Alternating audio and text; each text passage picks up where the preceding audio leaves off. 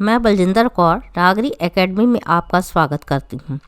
आज हम काव्य के दो पक्ष होते हैं। देखिए, एक भाव पक्ष और दूसरा कला पक्ष। कला पक्ष में रस, छंद और अलंकार का विशेष महत्व होता है। आज हम अलंकार के माध्यम से कविता में किस प्रकार से चमत्कार उत्पन्न होता है, अलंकार के प्रयोग कविता में किस प्रकार से भाषा को और समृद्ध कर देते हैं, उनके बारे में हम आज पढ़ेंगे। अलंकार का तात्पर्य क्या है और उसके भेद किस प्रकार से हैं। अलंकार की परिभाषा। अलंकार का तात्पर्य वैसे आभूषण से होता है, गहने से होता है। जिस प्रकार आभूषण से सौंदर्य में वृद्धि हो जाती है, सुंदरता बढ़ जाती है, ठीक उसी प्रकार अलंकार कविता की, काव्य की जो सौंदर्य होते हैं उनको बढ़ाते हैं, उसकी सुंदरता में चार चांद लगा देते हैं। भाषा और अधिक सुंदर, समृद्ध दिखाई देती है।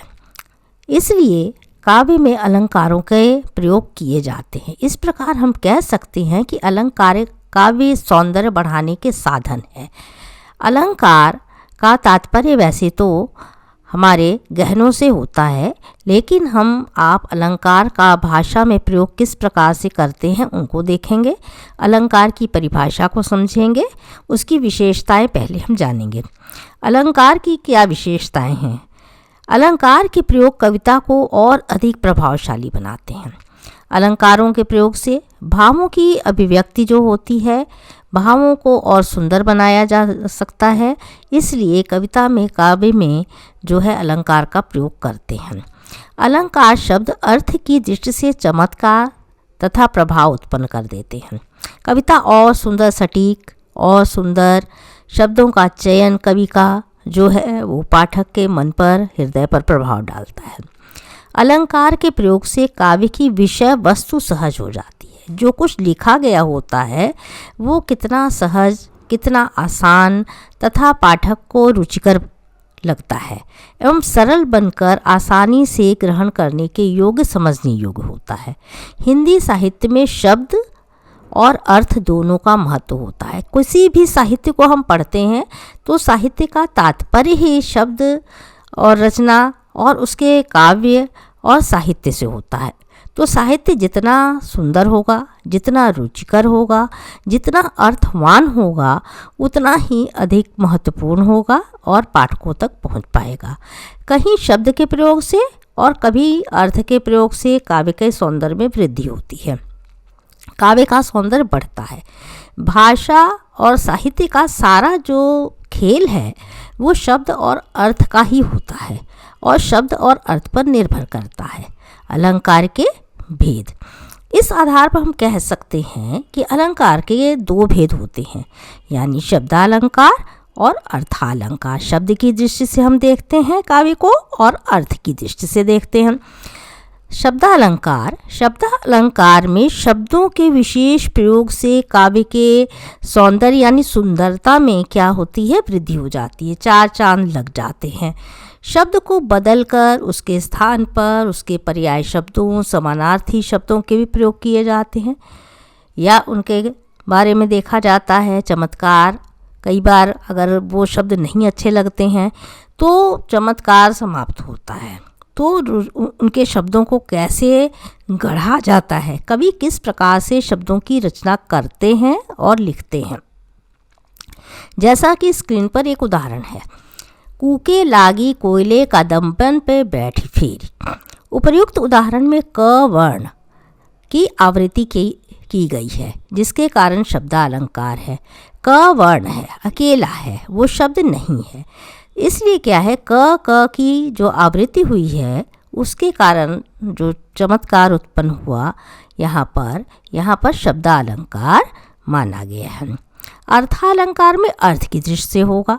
जहाँ काव्य में अर्थ का चमत्कार होगा, अर्थ में वृद्धि होगी, वहाँ पर अर्थालंकार होगा। जैसे तब तो बहता समय शिला सा जम जाएगा।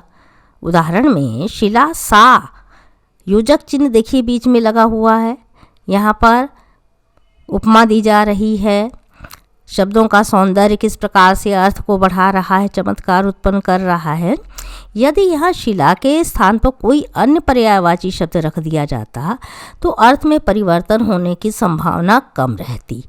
तो कवि अत्यंत ही सोच समझ करके क्या करते हैं, अर्थवान बनाने के लिए कविता को शब्दों के प्रयोग करते हैं। शब्दालंकार के मुख्य भेद कौन से हैं? शब्दालंकार पाठ्यक्रम के अनुसार शब्दालंकार के 3 भेद सम्मिलित किए गए हैं: अनुप्रास, यमक और श्लेष अलंकार। अनुप्रास अलंकार जहाँ एक ही वर्ण की आवृत्ति, यानी एक वर्ण जो है आवृत्ति कहते हैं बार बार किसी का प्रयोग करना। तो एक ही वर्ण का प्रयोग जब हम बार बार करेंगे और एक से अधिक बार भी हम कर लेते हैं, 5-6 बार भी हो सकता है, वहाँ पर अनुप्रास अलंकार होता है। उदाहरण जैसे कि तरनी तनुजा तट तमाल तरुवर बहु छाए। यहाँ पर तरणी में त, तनुजा में भी त, तट में त और तमाल और तरुवर में भी त जो वर्ण है, हिंदी वर्णमाला में जैसे आप क ख ग इत्यादि पढ़ते हैं, तो उसी प्रकार से केवल एक वर्ण जो सामने वाला दिखाई दे रहा है उसी प्रकार से उसको हम समझ लेते हैं कि ये वर्ण है, उससे ही शब्द बना है, बिना शब्द के नहीं है। लेकिन पहला वर्ण जो है वो अगर बार बार वही दोहराया जा रहा है, आवृत्ति की जा रही है, तो वहाँ पर अनुप्रास अलंकार की सुंदर छटा दिखाई देती है। शब्दालंकार के जो भेद है उनमें हम और भी उदाहरण आपके अनुप्रास से संबंधित हैं। कितनी करुणा कितने संदेश में क वर्ण की आवृत्ति।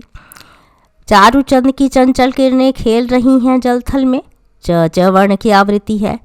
मुदित महिपति मंदिर आए में भी म वर्ण की आवृत्ति है। रघुपति राघव राजा राम में भी र वर्ण की आवृत्ति की गई है, बार बार प्रयोग किया गया है। यह सभी उदाहरण अनुप्रास अलंकार के हैं, सभी में आवृत्ति दिखाई दे रही है। इसी प्रकार के कई उदाहरण भी आपको और भी एग्ज़ाम में पूछ लिए जाते हैं, जिनको कि आप बहुत ही आसानी से लिख सकते हैं कि अगर आवृत्ति दिखाई दे तो तुरंत आप अनुप्रास अलंकार समझ सकते हैं, और अनुप्रास के प्रयोग काव्य में अत्यधिक मात्रा में मिलते हैं। यमक अलंकार, जब एक ही शब्द जो है क्या है, एक से अधिक बार आ गया, 2 बार आ गया, तब वहाँ पर हम देखते हैं कि उसका अर्थ अगर भिन्न है तो यमक अलंकार होता है। एक ही शब्द के कभी कभी 2 अर्थ निकल आते हैं, ठीक है, और हम देखते हैं कि 2 बार आया और दोनों का अर्थ अलग अलग है। जैसे कनक कनकते सौगुनी मादकता अधिकाय। अब ये कनक कनक 2 बार आ गया है, दोनों बार आने पर अर्थ भी अलग अलग है। एक कनक का अर्थ सोने से तात्पर्य है और दूसरे का अर्थ धतूरे से है, इसलिए यहाँ पर यमक अलंकार है। इसके कुछ उदाहरण जैसे काली घटा का घमंड घटा।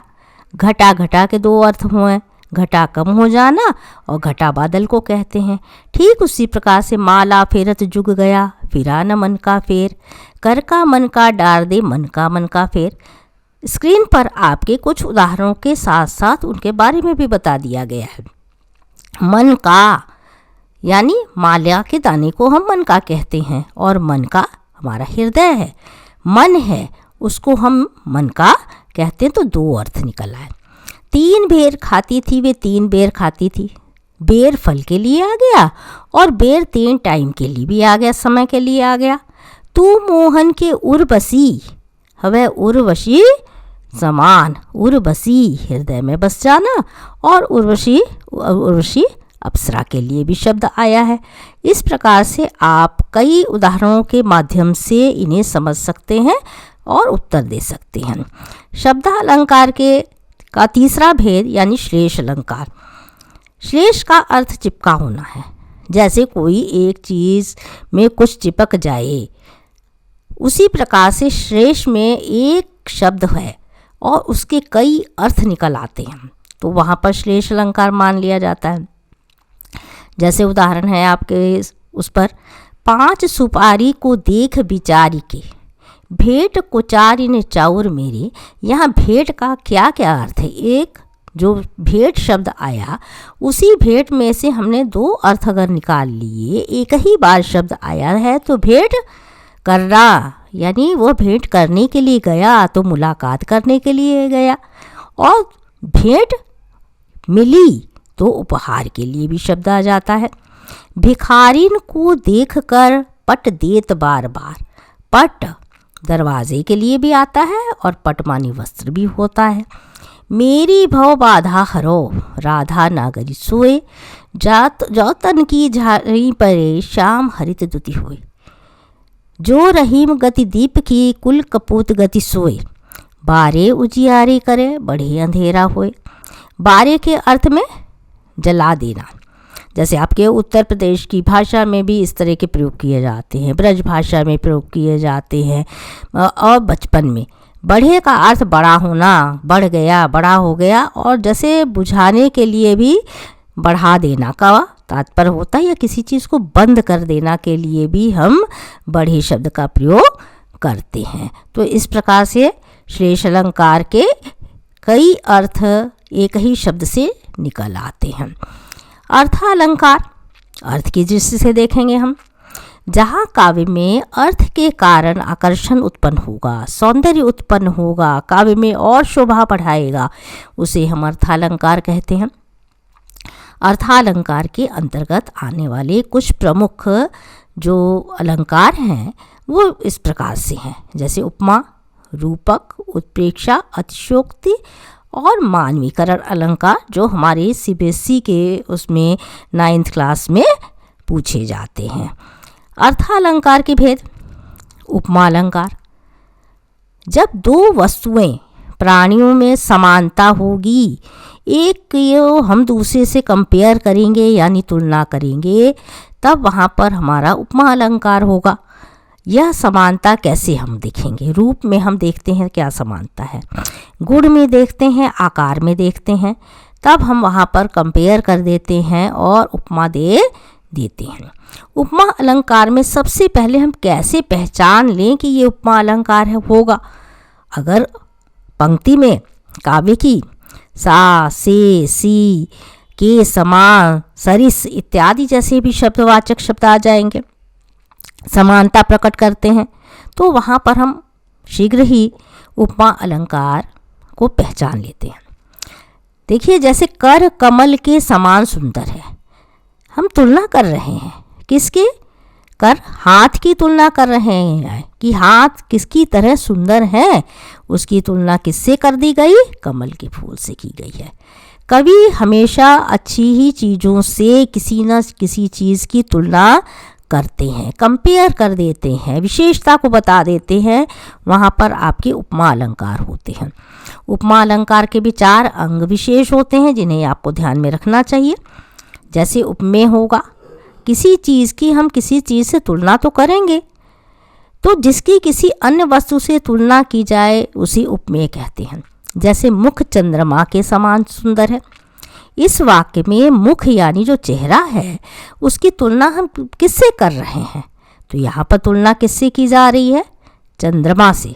चंद्रमा वस्तु से उसकी जो तुलना की गई चेहरे की, और मुख हमारा उपमेय है यहाँ। नंबर 2, उपमान में जिस वस्तु से तुलना की जाएगी उसे हम उपमान कहते हैं। जैसे ऊपर के वाक्य में मुख की तुलना चंद्रमा से करने पर चंद्रमा उपमान हुआ, जिससे हमने उसकी तुलना की है।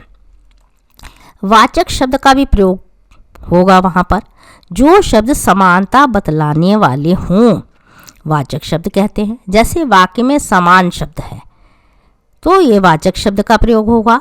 साधारण धर्म होगा उसमें। उपमेय और उपमान में जिन गुणों के कारण तुलना की जाती है उन्हें साधारण धर्म कहते हैं।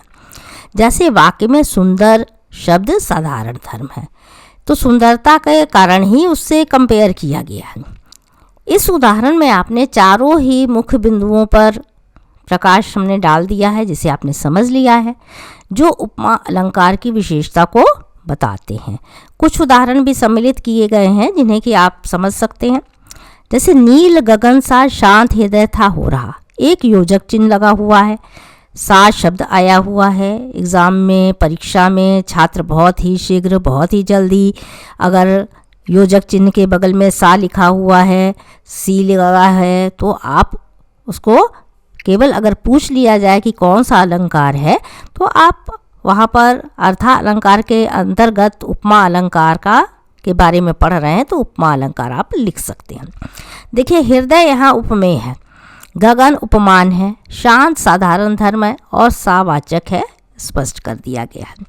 प्रातः नभ था नीला शंख जैसे, जैसे भी शब्द आ गया जिस प्रकार से तो उसने कंपेयर कर दिया, उपमा कर दी उसके साथ।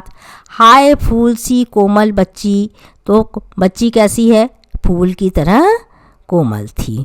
हुई राह की ढेरी उसकी अगली पंक्ति है। रूपक अलंकार, ये भी अर्थालंकार का ही भेद है, जहाँ समानता के कारण एक कर दिया जाएगा किसे, उपमेय और उपमान, यानी जिससे हमें उपमा दी गई है और जिससे हम उपमा जिसकी देना चाह रहे थे, दोनों में एक रूपता हो जाएगी, दोनों भिन्न नहीं होंगे, वहाँ रूपक अलंकार होता है। और अगर नहीं समझ में आता है तो उसमें हम रूपी शब्द जो है अगर आ रहा है और एक योजक चिन्ह हाइफन भी लगा हुआ है, कहीं कहीं नहीं भी लगा होता है, छूट गया होता है, तो भी छात्र समझ सकते हैं इसे। जैसे चरण और कमल के बीच में एक योजक चिन्ह लगा हुआ है, बंदो हरि राई, इस पंक्ति में प्रभु के चरणों को ही कमल कह दिया गया है, यानी उपमेय और उपमान को एक कर दिया गया है। मैं तो चंद्र खिलौना ले हो, अर्थात क्या मांग रहे हैं कृष्ण, माँ से चंद्रमा रूपी खिलौना मांग रहे हैं।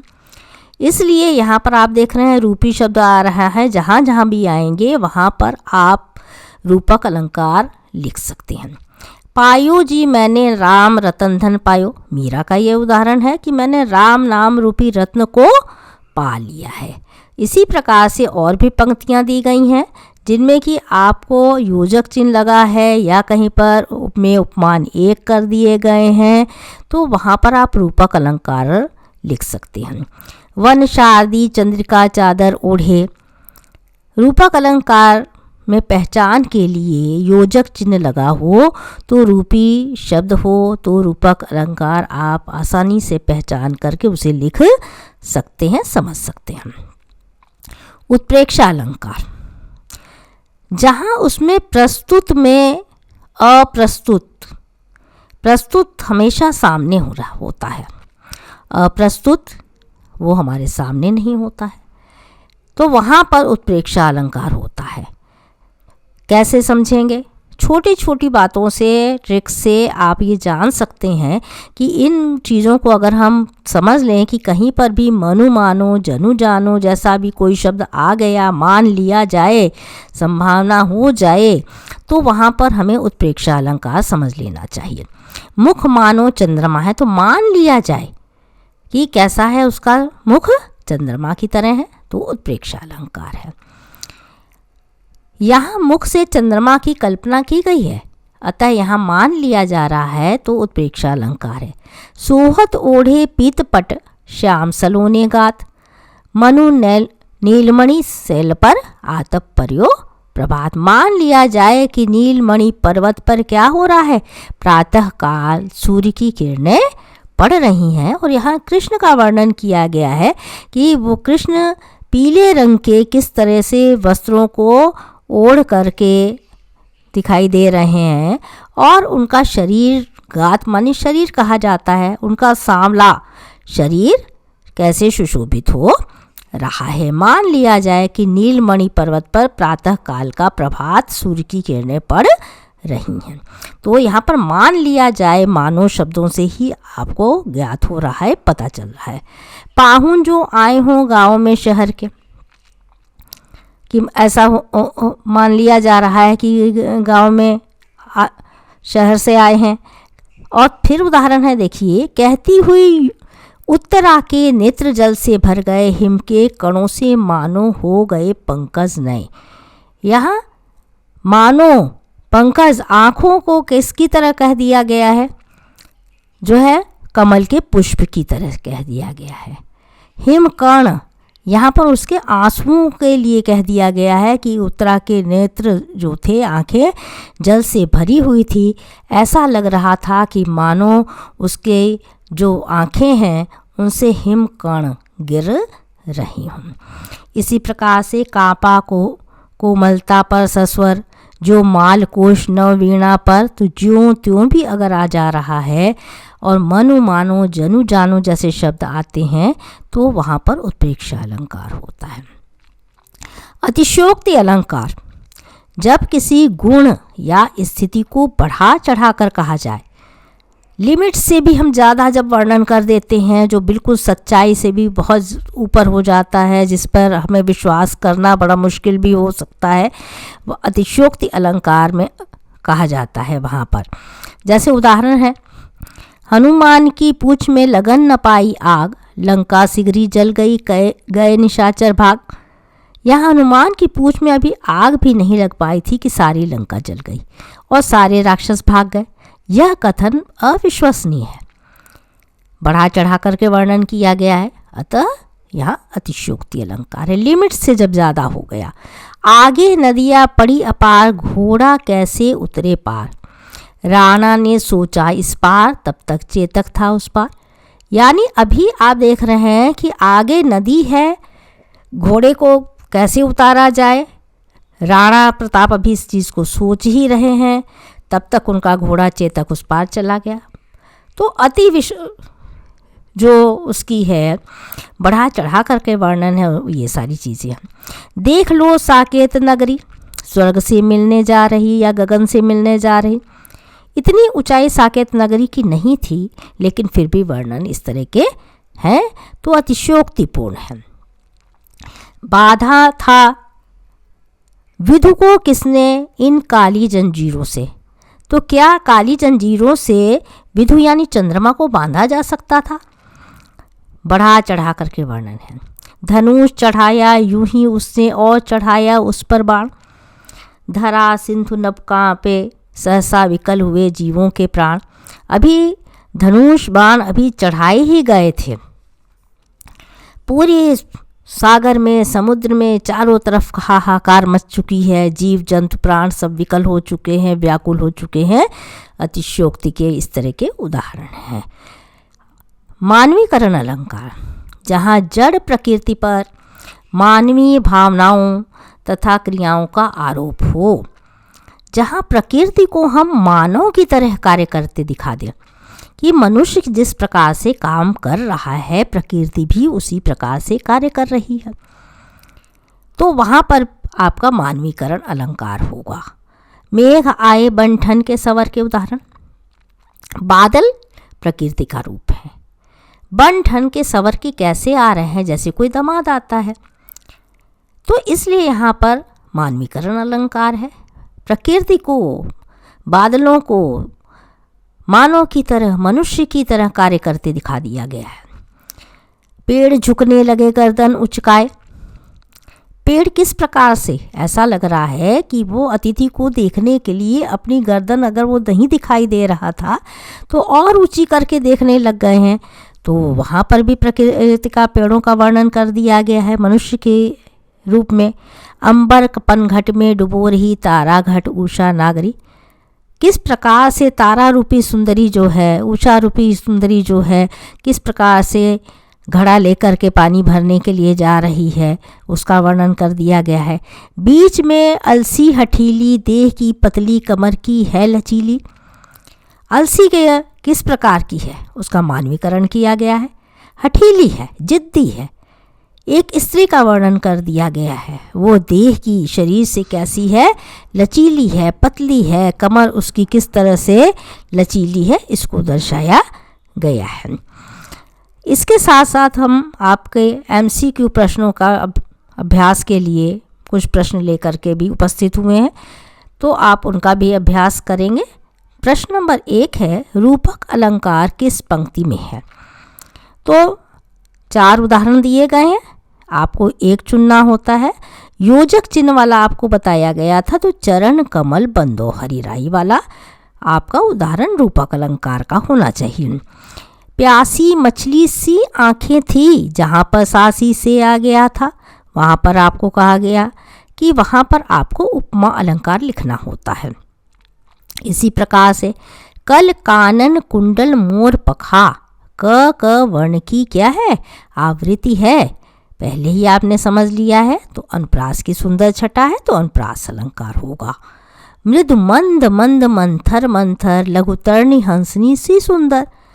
अब यहाँ पर आपको ये पता होना चाहिए कि अगर दो अलंकारों के प्रयोग कर दिए गए कहीं पर और आपको दे दिया गया तो आप उसको दोनों आगे पीछे की पंक्तियों को देख कर बताएंगे कि पहले हमारा उसमें अनुप्रास भी है और उपमा का भी सी से सुंदर लिखा गया है, तो उपमा और अनुप्रास है। किस काव्य पंक्ति में रूपक अलंकार है? तो पायो जी मैंने राम रतन धन पायो। तो कोटि कुलिस सम वचन तुम्हारा पंक्ति में कौन सा अलंकार है? सम समानता, कंपेयर, उपमा अलंकार होना चाहिए। आगे नदियाँ पड़ी अपार, घोड़ा कैसे उतरे पार। तो अतिशयोक्ति का वर्णन किया गया, बढ़ा चढ़ा करके वर्णन किया गया है तो अतिशयोक्ति होगा। कहती हुई उत्तरा के नेत्र जल से भर गए, हिम के कणों से पूर्ण मानो हो गए पंकज नए। कौन सा अलंकार होगा? इसमें आपको उत्प्रेक्षा मानो शब्द का प्रयोग हुआ है, पूर्ण मानो लिख दिया गया है तो उत्प्रेक्षा अलंकार होना चाहिए। धनुष उठाया जो ही उसने और चढ़ाया उस पर बाण, उदाहरण पहले भी किए गए हैं तो अतिशयोक्ति है, बढ़ा चढ़ा करके वर्णन किया गया है इसलिए अतिशयोक्ति अलंकार का उदाहरण है। एक शब्द के एक ही बार प्रयोग होने पर भिन्न अर्थ हो तो कौन सा अलंकार होता है? तो श्लेष एक बार प्रयोग किया गया था श्लेष में और उसके अर्थ अलग अलग निकले थे, इसलिए वहाँ पर आपका श्लेष अलंकार होगा। आपने एमसी के प्रश्नों का अभ्यास किया, इसी प्रकार से आपने परिभाषा, भेद, इनके बारे में जानकारी प्राप्त की। आप चैनल को सब्सक्राइब करें, शेयर करें तथा लाइक करें।